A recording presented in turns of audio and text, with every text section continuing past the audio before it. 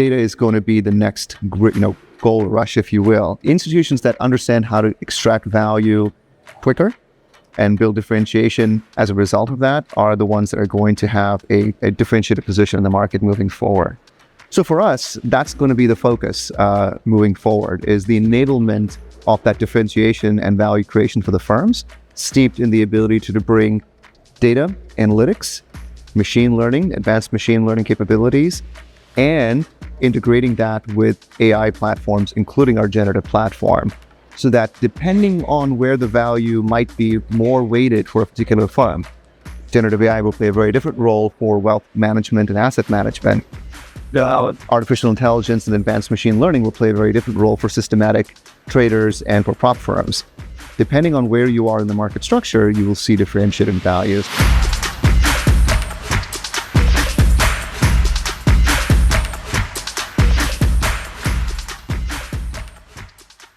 What is the current state of cloud migration by capital markets firms? There are a couple of observations over the last 2 years that have become really prevalent to that question.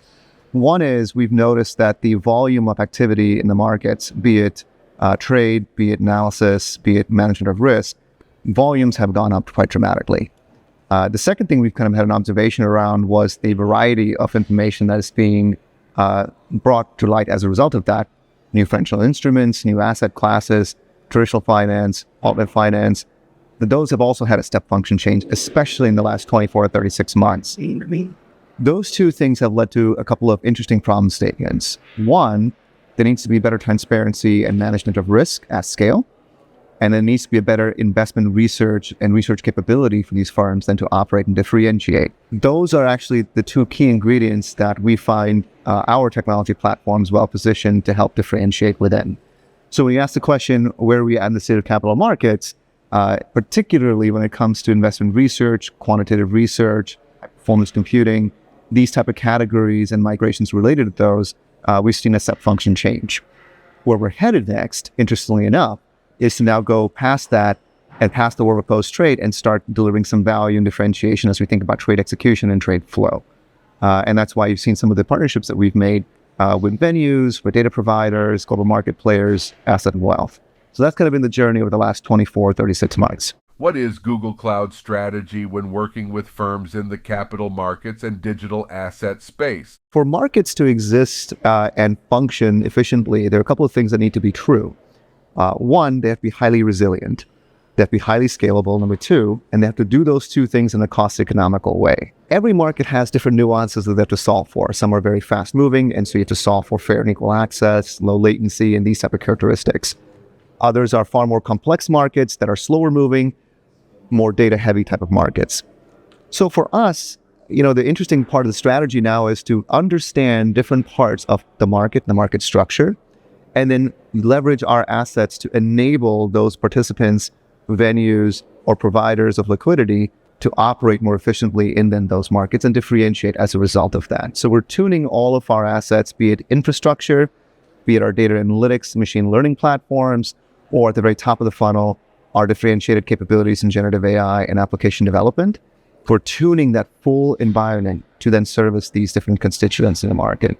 Have there been any milestones in your partnership with CME Group over the past year?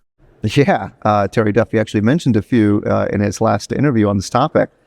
Look, there's two major things that are going on with partnerships like what we have at the CME. Number one is, how do we help them add value to their clients and to the participants? And think about the world of post-trade, and this is where our focus has been in terms of milestones with the CME.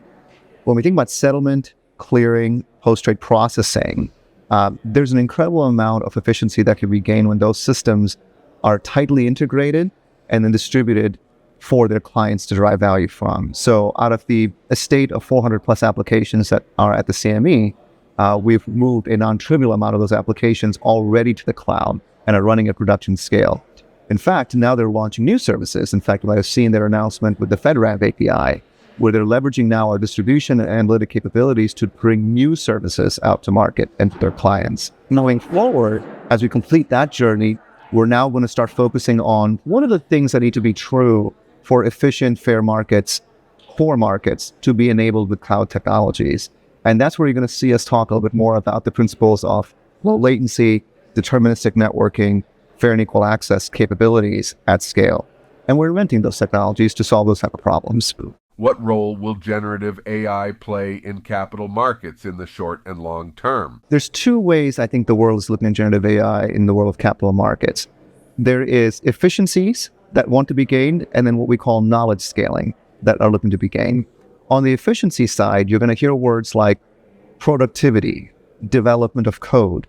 How do we enable a community to operate at higher pace with better quality across a larger landscape? Yeah. So development of code has been a very good sweet spot for capital market firms to leverage generative AI technologies, and we work very closely with them on that front.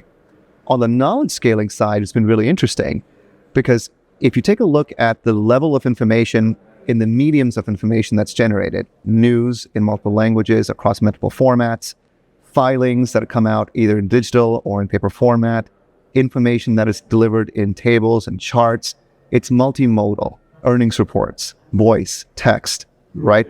What we're seeing now is that these generative technologies can radically simplify the ingestion and then simplification of extracting knowledge across that wide corpus.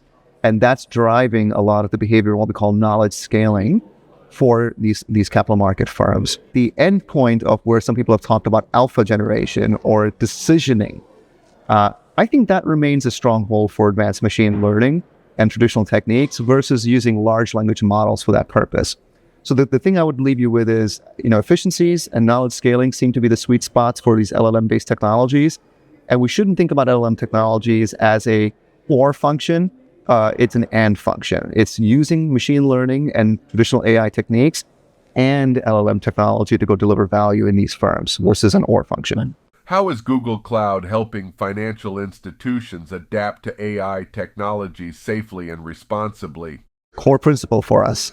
In fact, when we launched into generative AI, the lead-in for us was less about a particular model. We did a couple of very important things based on, again, observations from the market, our financial services clients.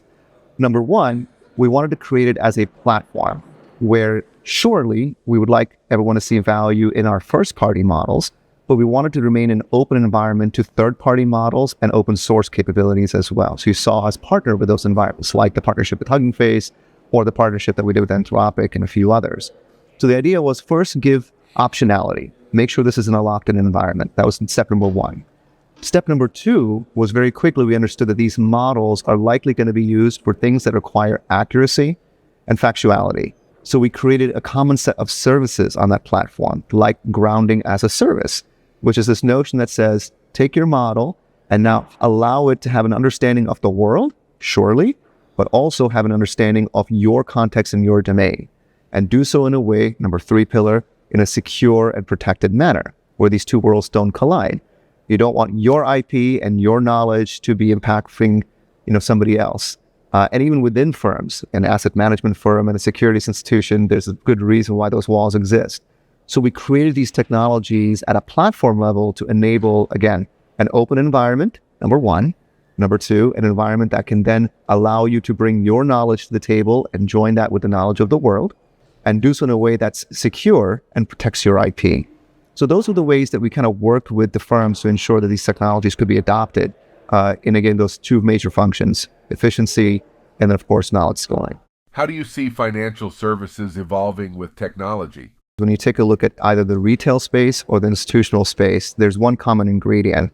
The velocity and veracity of information is changing. Step function changes. The expectations of the end clients are also changing. Retail clients are going to look for a far more highly connected and more customized experience in how they interact with their financial institutions. Financial products are going to have to match that. On the institutional side, the world is getting to be a smaller place, more connected. We're going to have to find a way to democratize access, make it easier for institutions to do business together in a collaborative yet secure way.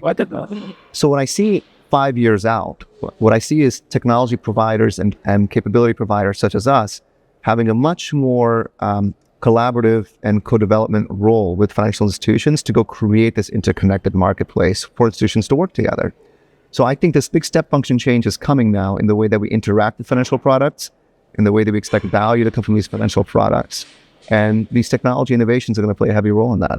Where do you think tokenization fits in with the cloud and Google? I see kind of two schools of thought right now with the word tokenization. I think there's a notion of, are there ways to gain efficiencies in things like settlement processing or reconciliation processing with traditional financial instruments by tokenizing those assets so that you get these efficiency gains in that manner? So like the pursuit to T equals zero, right? That's one way to look at it. The other way to look at it is in highly complex, illiquid markets that aren't fast moving. Those markets have generally not enjoyed the same technology benefits that high-paced, for example, equity or futures and options markets have enjoyed. In those segments, tokenization, the combination of tokenization and then smart contracts and other kind of componentry of blockchain technology can be really, really interesting. Take for consideration the loans market or for the mortgage business. The ability to describe the complexity of a mortgage-backed security or a mortgage offering as a product and then track that on-chain using the capabilities that blockchain provides can be a really big differentiator in reducing complexity in how those then assets get traded and or value and risk is associated with them. So I kind of see these two worlds evolving for totally different purposes. One is an efficiency gain in settlement times, the reconciliation of traditional instruments. The other one is really about a better understanding of complex markets that are slow moving but have really complex products as a result of that. So tokenization plays an important role in those two. Where does cloud fit in? To deploy these technologies, in a manner that allows for experimentation, but very quickly move from that to production. That's where cloud can play a really interesting role because we are creating both first-party solutions to allow you to tokenize in one blockchain as a service. And at the same time, we're also creating the data assets that are necessary to then understand what you just did on chain. So both kind of things, the hosting of it and then the understanding of those assets are the technologies that cloud providers like us are trying to play a very important role in.